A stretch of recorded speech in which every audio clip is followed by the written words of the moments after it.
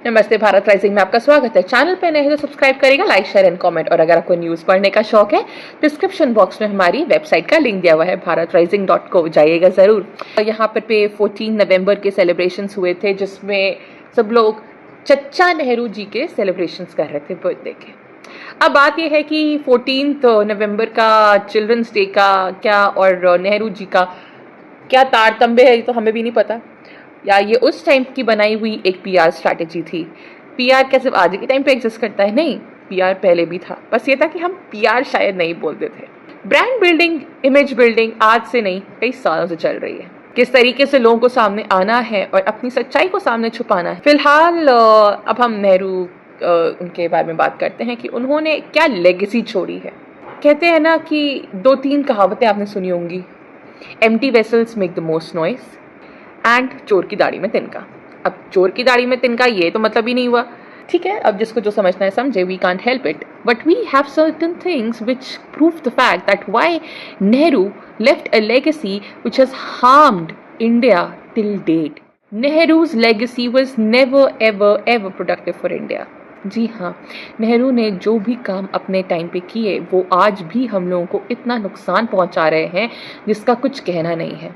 UN general seat के लिए जहां पर पे आज इंडिया, भारत अपने हक के लिए इतने सालों से लड़ रहा है क्योंकि चाइना उसे अंदर आने नहीं देता। कुछ इसमें छुपाने वाली है ही नहीं कि किस तरीके से नेहरू ने ये अपॉर्चुनिटी चाइना के हाथ में रख के उनको दी थी, किस तरीके से अपने आप को उन्होंने भारत रत्न दिया, किस तरीके से वो पीएम तो बने, लेकिन क्या वो एक्चुअल पीएम बने थे? क्या वो एक्चुअली पीएम के लिए उनको वोट किया गया था? किस तरीके से उन्होंने नेताजी बोस पीएम बनने के चांसेस खत्म किए, हाउ ही सैबोटाज्ड सुभाष चंद्र बोस का करियर, किस तरीके से उन्होंने भारत का पार्टीशन करवाया एक जिसका हम आज तक खामियाजा भुगत रहे हैं, एक टेरर स्टेट पाकिस्तान को आगे से कार्व आउट करके।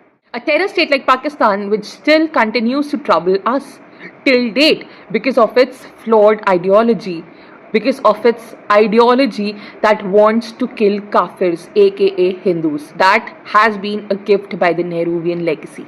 How he took the Kashmir issue to the UN. Again, Kashmir का मुद्दा यूएन लेके जाने की जरूरत थी ही क्या उस टाइम पर पे? उनको किसने उनसे कहा था? इंटरनल बात थी, अंदरूनी बात थी, इसको यहीं के यहीं किया जा सकता था। किस तरीके की उनका जीप स्कैंडल था, किस तरीके से इंडस वाटर ट्रीटी पाकिस्तान के फेवर में ड्राफ्ट की गई थी, किस तरीके से अक्साई चिन या अस्काई चिन, प्लीज आप मेरे को करेक्ट करिएगा, का मुद्दा वो हुआ, किस तरीके से हम लोगों ने वॉर हारी चाइना के अगेंस्ट। आपको एक बात पता है, जो आज Rahul Gandhi when he comes on to stage and he says कि आर्मी ऐसी आर्मी वैसी, उनके आर्मी को लेकर के वो उनके थॉट्स अगर आप बैक में जाएंगे कई सारे इंटरव्यूज़ में आपको पता चलेगा जिन्होंने पब्लिक प्लेटफॉर्म पे बोला है, और वो रिजर्वेशन के बारे में भी बात कर रहे थे। तो फिलहाल आर्मी से उनको कितना प्यार है वो तो पता चल ही जाएगा, क्योंकि आज तक के आपको राहुल गांधी जी कभी भी सियाचिन जाते हुए तो नहीं दिखे होंगे। अब वो अपना आर्मी प्रेम दिखाना शुरू कर दें एक अलग बात है, क्योंकि वो तो हर चुनाव के टाइम पे एक चुनावी हिंदू, एक चुनावी क्रिश्चियन, एक चुनावी मुस्लिम बन जाते हैं। That is how he changes his colours during every election. So he is somebody who can change his religious preferences as per the state where he is campaigning. So definitely Rahul Gandhi carries a legacy which has been created by his own great grandfather. So do you know that Nehru was not in favor of having army? अगर आपको ये बात नहीं पता थी कि Nehru army चाहते ही नहीं थे, तो आप ये समझ लीजिए कि आज हमारे इस देश की क्या हालत होती है। कहने का मतलब ये है कि ये एक स्क्रीनशॉट मैं आपको लगा के दे रही हूँ सामने, आप इसको प्लीज पॉज करिएगा और खुद पढ़िएगा, और अगर आपको लगता है कि हमने इसमें से कुछ मिस किया है तो प्लीज वो भी शेयर जरूर करिएगा हमारे साथ, बिकॉज ये एक बहुत बड़ी सच्चाई है सोशल मीडिया की। कहते हैं कि सोशल मीडिया दो धारी तलवार है। Yes it is, social media Indeed is a two-edged sword, but where social media can be used to share wrong information or maybe hide information, then on the other hand social media can also be used to share the right information which has been hidden from the public eyes.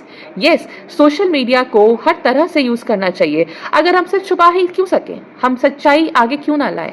अगर आप हमारी इस बात से वाकिफ रखते हैं, अगर आप हमारी इस बात से हाँ में हाँ मिलाते हैं, तो प्लीज़ कमेंट में नीचे डालिएगा ज़रूर।